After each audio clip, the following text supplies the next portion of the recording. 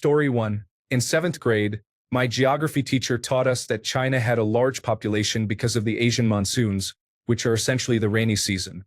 As my teacher explained, the rain often kept couples indoors, leading to increased intimacy and consequently more children being born. She even included this concept in a test. Story 2. In the early 1990s in Sweden, I learned about a testaba, a Viking practice where seniors would throw themselves or be thrown down cliffs when they could no longer sustain themselves or contribute to the community. They did not. Story 3. I had a teacher in the 1990s who laughed at me when I said I didn't think currencies needed to be tied to gold. He didn't know the gold standard ended decades ago. What are countries just going to say it's worth something? Story 4. I am a teacher, so I like to reflect on my statements when my students express surprise. Recently, I discovered that black widow spiders only eat their mates in captivity, and this behavior is actually uncommon. Story 5. Battle of Wounded Knee. It wasn't a battle, it was a massacre. My class focused primarily on the number of American soldiers wounded, rather than the 250 or more Lakota people who were killed. Story 6. I told my son, who was studying a country's history, that his teacher assigned homework about one of the country's castles. The teacher claimed it was from the 9th century and that it had always remained the same, which was also stated in the history book. I learned about this when I was a child, years after I traveled there from Norway. I spoke with my son, went to the digital archive of the municipality, and downloaded several photos that showed the castle's walls were indeed ancient. However, the castle, as it stands today, was built in 1946 based on what the dictatorship at the time decided a medieval castle should look like. He was baffled and completely unaware of this. My son felt sidelined by that teacher, who, despite my sharing the photos privately, took offense. Story 7. Who else here was raised in the 1980s when the food pyramid was drilled into your head? I have known for a long time that it's misleading, yet I still cannot get it out of my mind. My subconscious will always think that is the appropriate way of meal planning. Story 8. 5th grade, 1990. The teacher tells the class that all of the Central American countries are Spanish-speaking. My aunt had just returned from Belize, and I raised my hand and said, "Belize is officially English-speaking." The teacher replied, "No, they are all Spanish." Story 9. The dollar sign is AU superimposed on an S, representing the United States. The symbol predates the country. Story 10. Listen, my children, and you shall hear of the midnight ride of Paul Revere. Paul Revere rode approximately 20 miles from Boston to Lincoln, Massachusetts on April 18, 1775, to warn of approaching British troops before being intercepted by a British Army patrol. It was actually Israel Bissell who continued the journey from Watertown, Massachusetts to Philadelphia, a distance of 345 miles, on the morning of April 19th to alert the Continental Congress. His message resulted in more than 50,000 armed troops being mobilized to Boston to meet the British invasion. Story 11. The American Civil War was not the result of Abraham Lincoln's character. Thanks to the Mississippi school system for that insight. Story 12. Taste buds. I vividly remember a textbook stating that since we have a soft spot at the tip of the tongue, we enjoy licking ice cream. 7-year-old me obviously believed this piece of collective knowledge because a book had to be right. Story 13. The Discovery of America. Columbus was far from the wide-eyed visionary explorer that children's books portray him to be. Very far. Story 14. The buffalo were not hunted to extinction in the 1800s. I may have misunderstood, but this changed my perception of American history when I found out they still exist. Story 15. The Pilgrims came to America for religious freedom. They were portrayed as progressive liberal Christians, and life across the Atlantic was seen as stifling and controlling. However, this is not the full story. The Pilgrims came to America because they wanted to pursue their own religious beliefs. Story 16. The Puritans left England due to religious persecution. I have learned that the Puritans were opposed to other religions and left England to escape intolerance. Story 17. There is a lot of criticism of Columbus, and for good reason. However, I would like to add that the impression I received in school was that Native Americans were incredibly peaceful, communal people who shared the land and wanted to celebrate through music and agriculture. It turns out they were often quite violent towards one another and frequently seized each other's land. But that doesn't justify what Columbus did.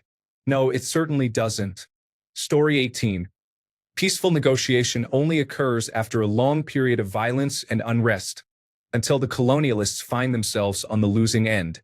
No one is going to give up a piece of land after being asked politely. School history books tend to present war and peace negotiations as two separate, unrelated events. Story 19. The Hussite Wars were not solely about Czech nationalism, although they laid the foundation for it. In reality, they were primarily theological conflicts. Story 20. I remember doing a project in primary school when I was about 7 or 8 years old on explorers. This included information about Columbus being European and discovering America and Captain Cook discovering Australia. As an unusual child, I knew that the Vikings reached North America and that Abel Tasman reached Australia first. My teacher refused to accept this as correct, and I distinctly remember that being the moment I realized not all adults were knowledgeable. Story 21. When John F. Kennedy said, "Ich bin ein Berliner," he was unintentionally stating, "I am a donut." This rumor emerged 2 decades later and became so widely accepted that it was taught in schools. However, nobody listening to the speech would have interpreted it this way. Story 22. We once believed the world was flat until Christopher Columbus noted that the Bible refers to God watching over the circle of the earth, prompting him to confirm this passage by sailing across the ocean and discovering America. Story 23. Being from Texas, I learned that the Texians, American colonists who came to Texas, fought for their freedom against a tyrannical Mexican government.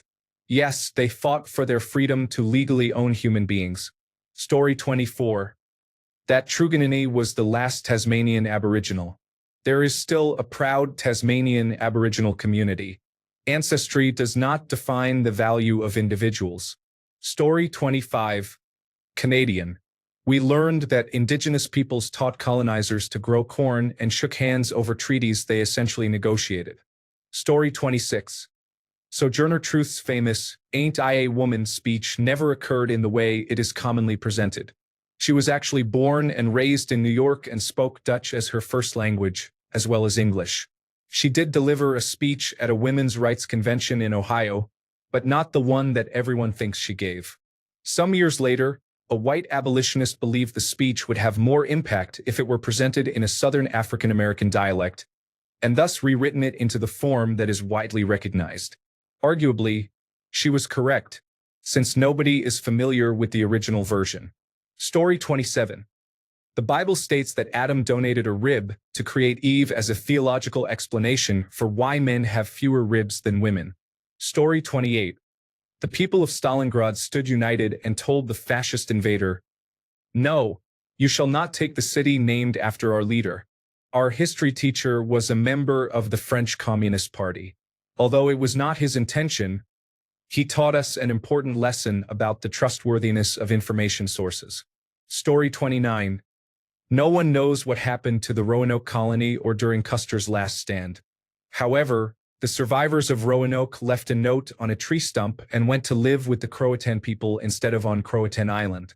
The Sioux have their own accounts of Custer's last stand, which do not portray Custer or the United States Army favorably at that time. Story 30. My history teacher emphasized that the Civil War was fought for states' rights, not slavery. However, after conducting research beyond an outdated textbook, it became clear that the conflict was indeed about slavery. This is explicitly stated in the Confederate Constitution multiple times, and several Confederate leaders, including Jefferson Davis, acknowledged this fact. It was fundamentally about states' rights to maintain the institution of slavery.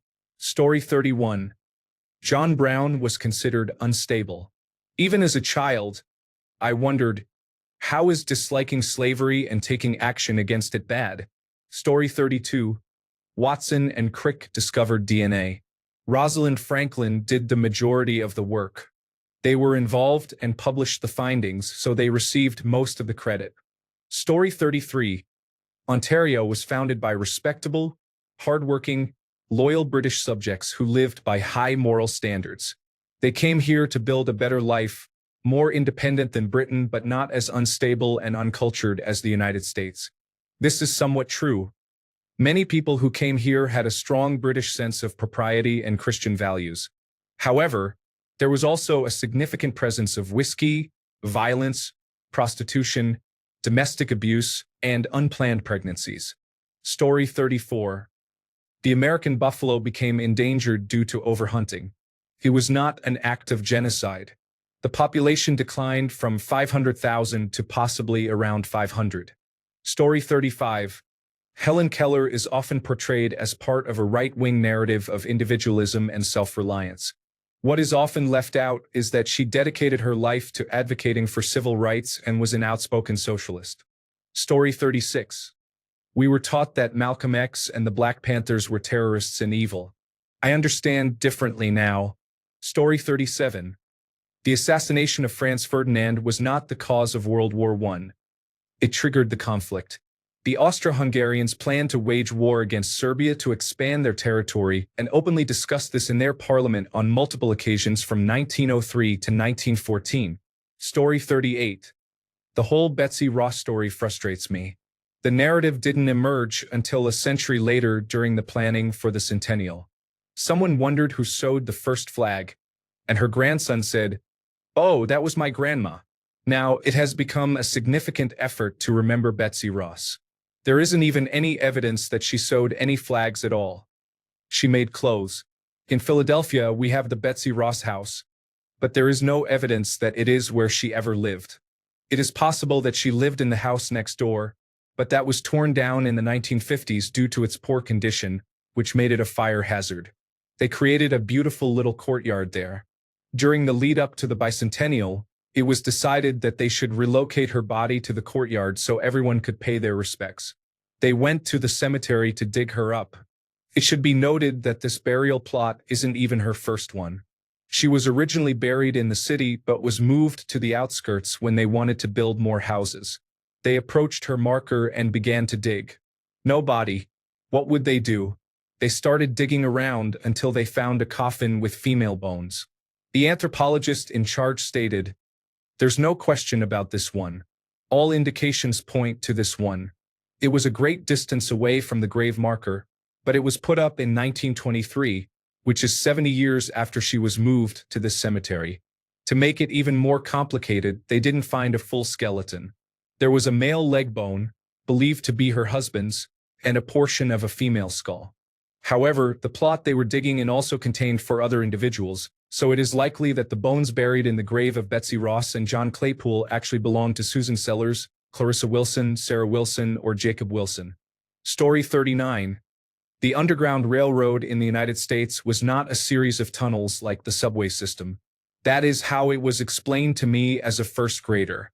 It wasn't explained to us that underground meant secret. I believed this until my first year in college. Story 40. My teacher in middle school taught us that the seasons are due to the Earth's tilt on its axis as it travels around the sun, not the distance to the sun. I have had many people on Reddit argue with me about this, so before you decide to argue, please look it up. Story 41.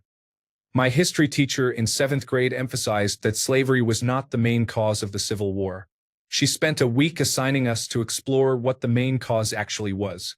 Her argument was that slavery was a smaller issue that stemmed from a larger issue, which was states' rights. This viewpoint may be considered correct, but it centered on how they wanted their rights to be handled in relation to slavery. Story 42. My 2nd grade teacher told me that there is no more racism in America in 1992. Turned out that was not true. Story 43. The first thing that came to mind is that America is a nation of exceptionalism where all minorities and ethnicities can immigrate, start over, and build a wonderful life. Story 44. Many of you are obtaining your revisionist history from poorly sourced popular history podcasts, and it is evident. Story 45. Sure, there were several falsehoods taught in school, but the amount of information that was not taught is astounding. Story 46.